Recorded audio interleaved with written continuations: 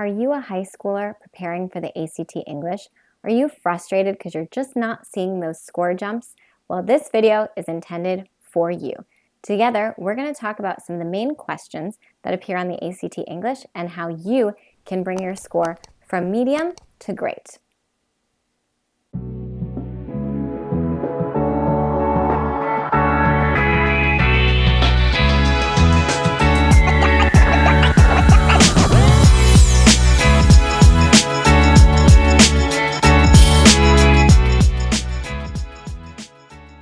Hello, and welcome back to Lotus Premier Education. My name is Amanda, and I want to be your college tutor. Today, we're going to talk about how to make sure you improve your score on the ACT English section. So let's get into it. All right, I have a secret. Come a little closer. The ACT English section is repetitive. In fact, it's one of the most repetitive standardized testing sections there is. I've been teaching the ACT English section for over 12 years, and I can tell you that if you focus on question types and really understanding your grammar tools, you too can increase your score. So let's talk about how. The first thing that you need to do if you want a better score on the ACT English is focus on really understanding the test. Take one ACT English practice section and just go through the questions and look for repetitive question types. I'll give you a few to start. Number one, you're going to see a lot of questions about comma rules. Number two, you're going to see quite a few questions with semicolons and colons. Number three, you can guarantee that there are going to be dashes on the test. Start by going through an ACT English and really understanding what are the main content types that you need to know in order to do well on this exam. And then next, don't skip them. I have seen several students that say, oh, well, I just don't understand commas.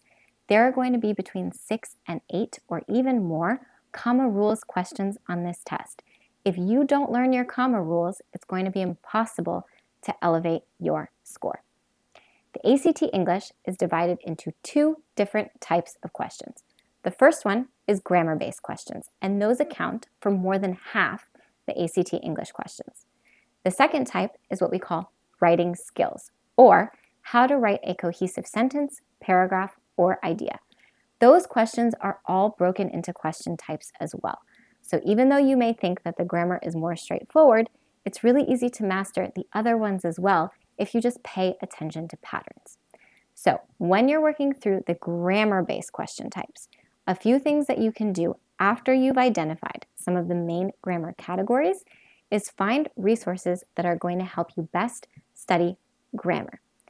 On this front, every student is different. So I'm going to talk about a few resources that are available. If you can and you want to, you can work with a private tutor or take a class. There's lots of practice questions on Khan Academy that you can use. You can also buy a book. You can buy grammar worksheets. There are specific grammar books that are specifically for the grammar on the ACT. Now you may be wondering, how is the grammar on the ACT different than just any grammar? And I'll tell you, it's more simple. The grammar on the ACT follows specific pattern types. So while there may be 40 or 50 different versions of comma rules, there's only about 8 that are going to come up on this test. So you want to make sure you're looking at grammar resources that are specifically for the ACT because they will loop through these specific pattern types with you.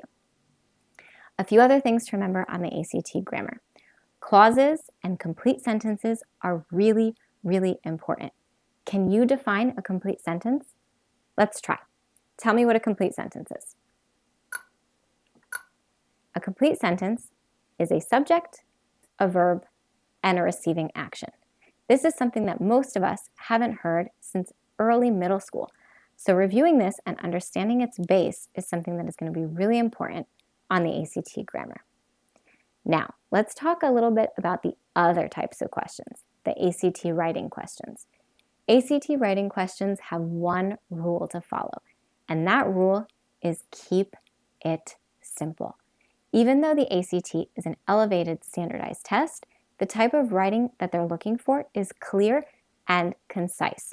If you are choosing between 4 different options of how to say the same idea, and 3 are very complicated, and 1 is very clear and straightforward, that's the one that the ACT is going to choose. So when you're looking at writing style questions, make sure that you really understand how to clearly and concisely convey information. Now, another thing you want to keep in mind is certain patterns that the ACT follows that overlap on both grammar and writing style. One of those types of questions is what we call dangling modifiers. That's a buzzword. It's a grammar buzzword. Make sure you write it down because those are going to come up on the test, and they are going to be one of the trickiest question types. Now, the ACT English is a 45-minute section with extended time. You often get time and a half, and it has 5 passages, which means if you break down a standard timing of an ACT English, you have approximately 8.5 minutes a passage. Make sure that you are really aware of your timing while you practice so that you're not struggling with timing on the real thing and that it comes very naturally to you. So let's recap what we talked about here. If you want to increase your score on the ACT English, the first thing that you have to understand is that the ACT English repeats. There are going to be no surprise questions.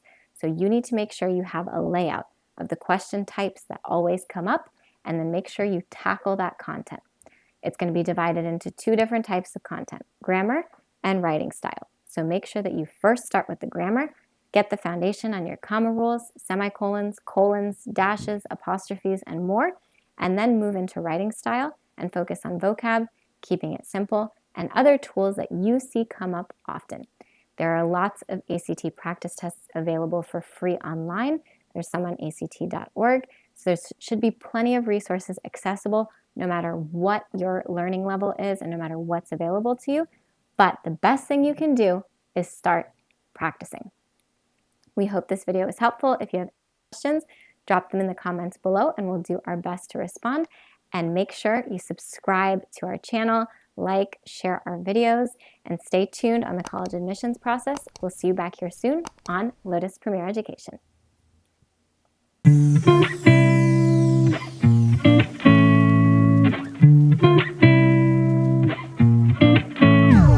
Wait, don't go. I forgot to remind you. I'm sure you're studying for the ACT, and that's great. Keep up the good work and keep practicing. But you need to make sure that you're registered. Something you guys should know is that seats fill up really early for the ACT. So make sure that you register as far in advance as you can. And I have a pro tip.